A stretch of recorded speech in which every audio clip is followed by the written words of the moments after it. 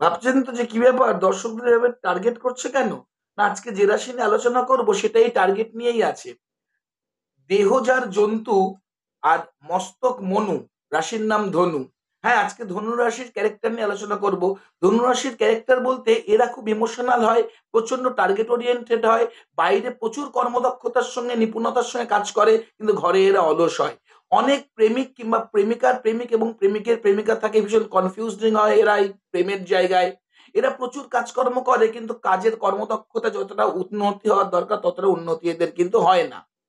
ধনুরাশির ২০২৫ জানুয়ারি মাসে অর্ধেক অর্ধেক করে বেশ কিছু অর্থ হাতে আসবে, কিন্তু বিভিন্ন কারণে সে অর্থ হাতে রাখতে পারবে না। অন্যকে সাহায্য করতে গিয়ে এদের অর্থ কিন্তু শেষ হয়ে যায়। আমি আচার্য অর্ণব ভারতী, আপনাদের জীবন রথের সারথি। অবশ্য করি আপনাদের বলবো, আমি ইউটিউবে আসছি অ্যাস্ট্রোলজি নিয়ে প্রথম লাইভ প্রোগ্রাম করতে। আপনারা আমার সঙ্গে থাকুন এবং কমেন্টস করুন প্লিজ।